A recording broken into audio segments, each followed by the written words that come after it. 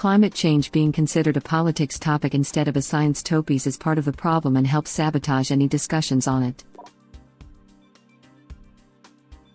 Reddit is just as big of offender of this as the news and other platforms. Multiple no politics subreddits block any discussion of it even if it is otherwise relevant to the sub. We need to stop with this who do you believe takes. Science is there to be understood, not believed. The whole point of it is to be discussed and to be okay with any hypothesis to be wrong. Being wrong in science is still a valid reportable result. On the other hand, in politics people get entrenched and refuse to even contemplate that they are wrong. By assigning politics label to the issue we automatically create sides. Topies. I came to the comments section specifically to see how long it would take for the C cedilla to be mentioned laughing out loud. Climate change is science, but once you want to control it through policy government, it's politics. Scientists are so good at ranting. Web link. The problem I see with her argument is those who don't want to take action to stop climate change are attacking the science itself. It's far easier to attack the science than justify continuing practices that science predicts will produce catastrophic results for the human race. YouTube link. 2 points, 1 context. A lot of it also comes down to what bubble you are in. Some climate scientists say follow the science, the seas will rise by 2 to 3 feet in 100 years. Some says follow the science, the seas will rise 200 feet in the next millennia. The obvious rebuttal is that no one has any idea what the world will look like in 100 years, much less 1,000. 100 years ago was 1921. We were still learning to fly and didn't have jet engines. No cell phones, advanced batteries, no rockets to space, no atomic bomb, etc. Where will we be technologically in 100 years? Are we still earthbound? Is controlled nuclear fusion figured out? 100 years is a long time. 1,000 years is an eternity, and using it as a scare tactic is obvious for all to see. 2. Solution and optics. Okay. Suppose you are completely correct and our current way of life will cause certain doom. What is the solution and how do we ensure everyone does their part? Famously, Al Gore is a huge climate guy in the political world. In a report in 2006, his mansion was using 12 to 20 times more than the average family's home. We're talking electric bills of $1,400 per month back on 2006. This isn't even counting his natural gas bill. The report says the natural gas usage of Gore's home is high as well, and that the Gore spent more than $30,000 in combined electricity and natural gas bills in 2006. I'm picking on Al Gore here, but this is common among the elites. They want us to cut back while they are flying around in private jets and floating around on yachts or living in their 10,000 square foot mansions. I'm not calling anyone ignorant of climate change when the leaders and scientists are out there being hypocritical and consuming vast amounts of energy. Honorable mention goes to all the scientists and politicians who have gotten rich off shady climate deals. Just look at recycling. How much of that was a scam where they just shipped it all away to some country that just dumps it into the environment? Still looking for all those scientists that have gotten rich off shady climate deals. Can you please name a few? Also, looking for a politician that got rich by publicizing global climate change. A few may have gotten famous but rich? Edit. Let me clarify. The original poster implied that scientists and politicians got rich by claiming global climate change was an actual thing. James O'Keefe definitely does not claim that. Oh, you know there are many. Like a lot. I've read it on 4chan and the Daily Stormer. Don't worry about it, just trust me. I would love it if everybody agreed that climate change was happening but was unconvinced about what to do. For example, which solutions would actually work, how much spending or regulation is worth the economic cost or the loss of liberty, or whatever. But somewhere along the line, people with money to lose discovered they could sidestep the issue by creating doubt when there was none and avoid having to make the good faith arguments that wouldn't be as convincing. And once having a certain belief becomes a part of your political identity, you will protect it beyond rationality. This is a bad place to be. This is what original poster is missing. There is no discussion. We already have all the facts. I could explain how IR light reflects off the Earth's surface and excites CO2 through its vibrational mode, generating heat, but it doesn't really matter. We already know climate change exists, but conservatives make it a political issue. Sorry to point the finger, but let's be real, it never was about being correct, it was about opposing the other party. Policies are created and destroyed around politicians' vague misunderstanding of what climate change actually is. This is the problem you get when you have uneducated people in office. Something so factual becomes a debate, when there's nothing to debate to begin with. We already have all the facts. I don't think that's how science works. I know it's just a turn of phrase, but I hate how some people act like science is an unquestionable religion. Settled science is cancer to science. To act as if there are no questions left to be answered is a level of hubris possibly never before seen. Science is meant to be questioned. It's the job of the scientist to answer the questions and remove doubt. While we have 97% of scientists agreeing that man is responsible, there is no consensus as to what degree. Is man responsible for 27% of the warming? Maybe 84%, or what about 7.46365334%? That's the dirty secret about the 97%. While they can agree that it's happening, nobody really knows what the Earth looks like without man. I for one would prefer to help clean up the oceans, but if the politicians did that, we could actually demand to see the results. If we simply chase the air, we have to trust them to get it right. I think that we all know politicians aren't to be trusted. Science is meant to be questioned, but only up to the point of designing and performing an experiment. That is what people always overlook. Once an experiment has been replicated by a couple reputable sources, those results should be taken as truth unless you are pointing out a flaw in the methodology. This comment is the epitome of self-righteousness. We already know climate change exists, but conservatives make it a political issue. Let's be fair on this. Both sides make it a political issue. Which is kind of the original poster's point.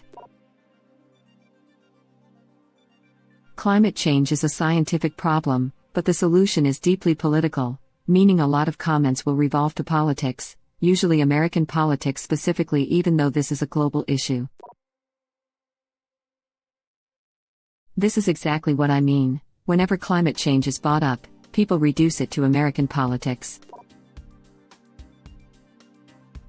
While climate change is a scientific phenomenon, what to do about it and which policy, i.e., to implement is very much a political one. It's the same thing with COVID, or any other crises that face society. I know that, most people I think know that. But that isn't what happens in the US. The very question, do you believe in climate change, happens, and they get to deny everything we've found in the affirmative with a simple no, I don't believe it's a problem.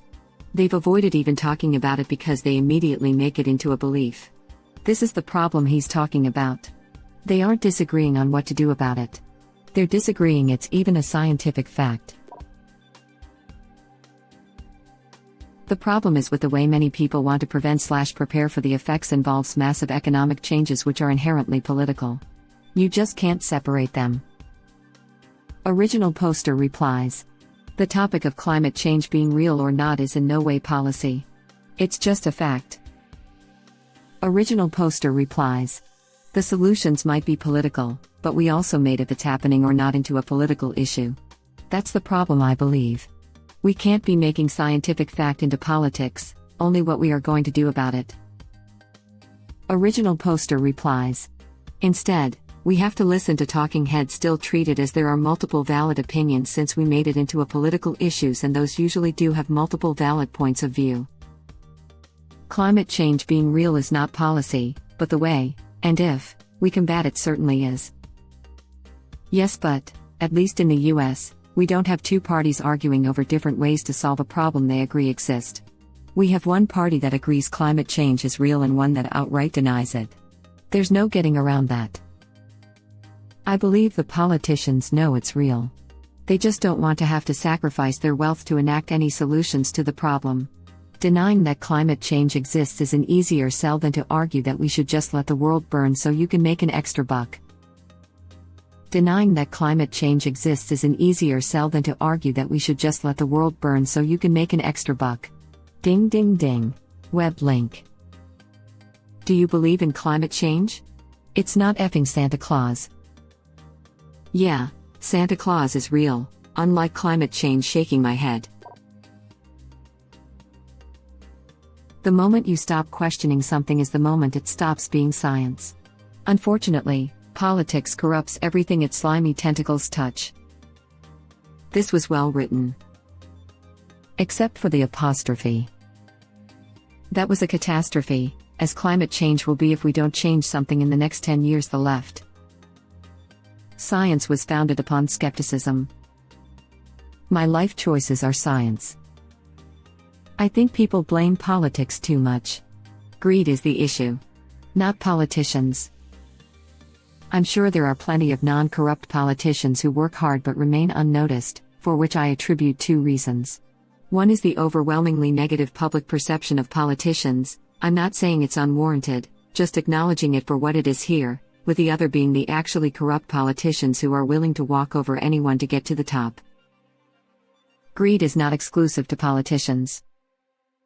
They just happen to hold the political power that influences law, so the people feel the repercussions of that greed a bit more than they would from, say, the corruption in a fast food chain. The nature of their profession encourages them to focus on making it to the top of the political ladder rather than actually making societally constructive policies. The two don't always align. But do keep in mind that politicians generally do not earn a lot. Only the ones at the top do. They're only trying to make a living, just like the rest of us.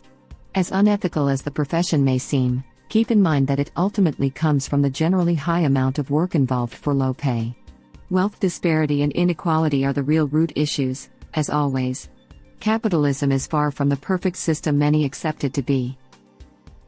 The moment you stop trying to be the best at what you do is the moment you become greedy. The moment you stop questioning something, is the moment it stops being science. A portion of the population makes up crap about vaccines, so for some people to not even take climate change seriously as a scientific issue rather than a political one is to be expected. Much of the population do not care for data, do not care for science and, as such, shouldn't even be taken seriously, and the moment that becomes an option is when they start valuing their opinion over data and solid proof. I'm still searching for unpopular opinions. This sub is basically r/opinion and mostly popular. Reddit link. Unfortunately, a lot of people care even less when climate change is presented in the proper context of science. You are reading it wrong. Science is political now. So by proxy, climate change is. It really shouldn't be though. When you bring politics into science, it becomes flawed, especially when certain groups are biased towards certain hypotheses. Then only certain groups get funding, while others are dismissed, regardless of scientific merit. To me, climate change is the proof mankind has only developed in certain ways. We're great at inventing things, but our downfall will be not being able to estimate the consequences of our actions and taking that into consideration while implementing something new. We're willing to take enormous risks when it comes to the environment we live in.